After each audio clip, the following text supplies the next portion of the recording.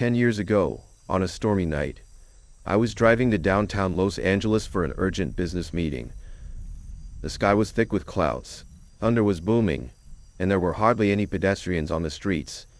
The whole city seemed wrapped in a mysterious atmosphere.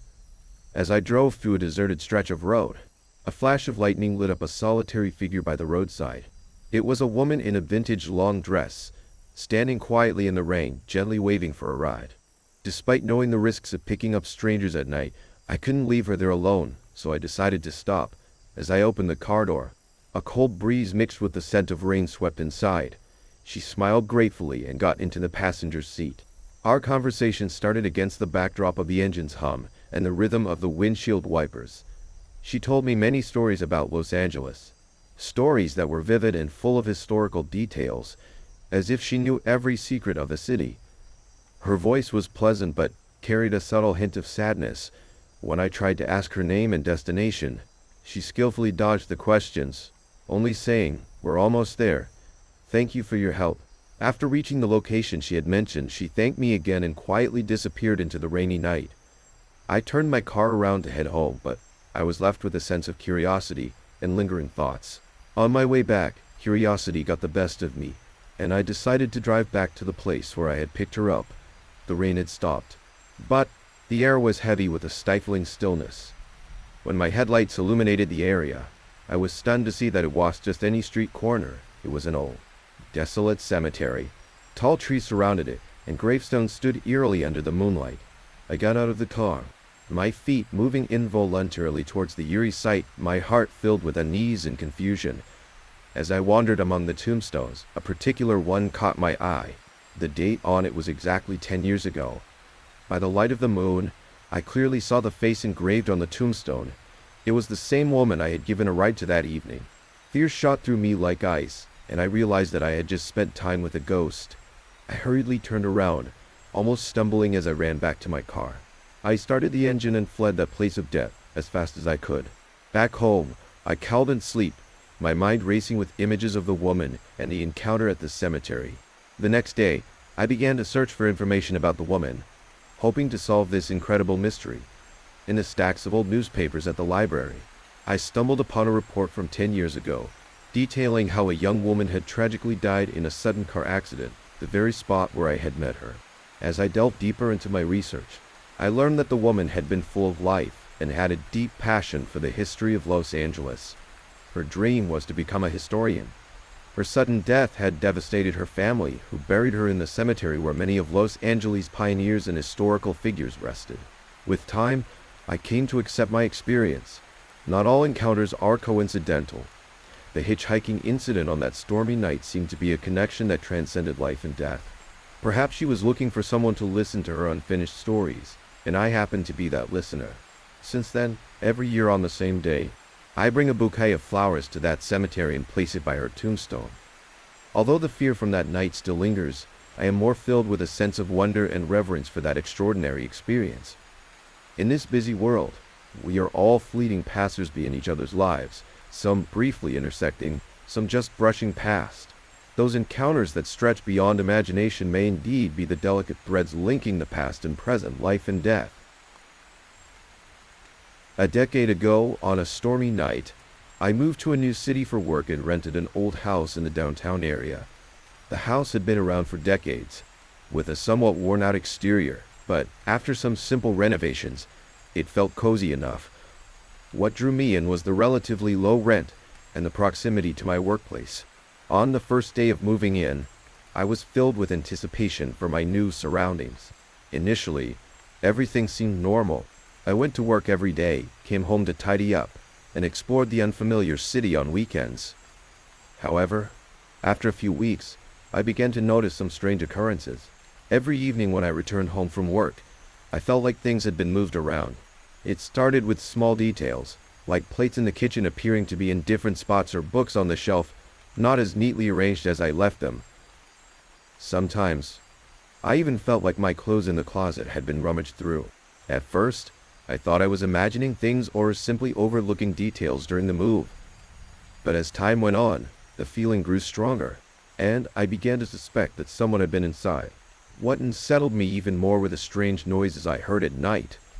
Waking up in the middle of the night, I often heard faint footsteps coming from upstairs, as if someone was walking around.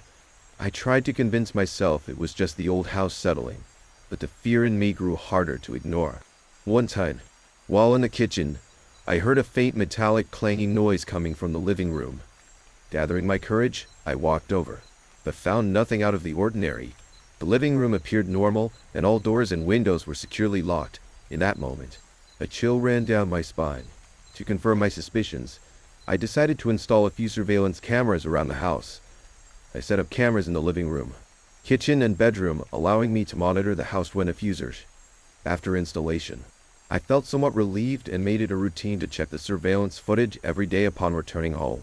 A few days later, while reviewing the footage, I noticed something unusual. During certain time frames, the camera feed would suddenly blur and then return to normal. These blur intervals coincided with the times I felt the house had been tampered with. It sent shivers down my spine, confirming my worst fears. What terrified me the most was when, one night while reviewing the footage, I spotted a facial recognition alert on the bedroom camera at 3 a.m. In the video, a blurry face appeared in front of the camera, staring directly into it before quickly vanishing. The face looked pale with hollow eyes as if devoid of life. Seeing this, my heart raced and my hands turned cold. I couldn't believe what I was seeing, repeatedly watching the recording to confirm it wasn't a hallucination. Once I calmed down, I immediately dialed the police. They arrived promptly, but after a thorough search of the house, found no signs of intrusion or any clues. The police took my statement and suggested I move out for safety reasons, considering the bizarre nature of the incidents. I wasted no time and contacted the landlord explaining the situation. Though surprised, the landlord agreed to terminate the lease without further inquiry. With the help of friends, I quickly found a new place to live. On the day I moved out, standing outside the house, I reflected on the eerie experience, filled with fear and uncertainty. The footsteps at night, the rearranged items, and the eerie face captured on camera reminded me that this bizarre ordeal was indeed real. After moving to the new house, I still felt haunted by the memories of that old place. Though everything seemed normal in the new surroundings, late at night, especially during stormy weather, I couldn't help but feel a chill, as if that experience was still lurking around me. I never knew what became of that old house, but I hoped that no one else would ever have to experience the terror I went through. It was a cold winter, and I had just moved into a spacious apartment in a strange city to save on costs. I was sharing the place with 2 professional women. They were always busy, rushing to work and coming back late, their lives as fast-paced as the heartbeat of the city. I, on the other hand, had a much more regular schedule, enjoying my own little world with its routine. As winter deepened, the nights seemed longer and airier. Every night, I could clearly hear them coming home, the hurried footsteps, the soft click of keys turning in the lock, the door opening and closing with a thud. These sounds, like uninvited guests, disrupted my peace and filled me with a growing sense of frustration. Finally, Christmas came around, and the city was dressed up for the holidays, the air filled with cheer and anticipation. I planned to use the break to rest and get myself back on track. On Christmas Eve, I went to bed early, hoping to drift into a peaceful sleep. But just as I was about to doze off, the familiar, jarring sounds began again-wafists. Doors opening had changed, despite the festive season. I frowned, feeling a mix of helplessness and annoyance. This was supposed to be a time of peace, but it seemed out of reach for me. I tossed and turned that night, not falling asleep until the first light of dawn. A few nights later, I decided it was time to talk to my roommates, hoping we could find a way to be more considerate of each other. The dining table still bore traces of their busy lives, but the apartment felt unusually quiet and empty. I waited until evening, thinking they should be back by then, and knocked on their doors, ready to start this long overdue conversation. The doors opened to empty rooms, neatly made beds. No luggage in sight. A chill ran down my spine, and I shivered uncontrollably. I quickly pulled out my phone and called them. To my shock, they told me they had left to visit their families before Christmas Eve and hadn't returned yet. I stood there, stunned, almost dropping the phone. After hanging up, I stood in the middle of the apartment, the silence around me now heavy and oppressive. Who had been making those noises late at night? An indescribable fear began to creep over me. I started to suspect there might be something hidden in this seemingly ordinary apartment. In the following days, I tried to find a reasonable explanation. I even considered the possibility that I was hallucinating. But the sounds were too real. I started paying close attention to every detail, hoping to find any clue, but all my efforts were in vain.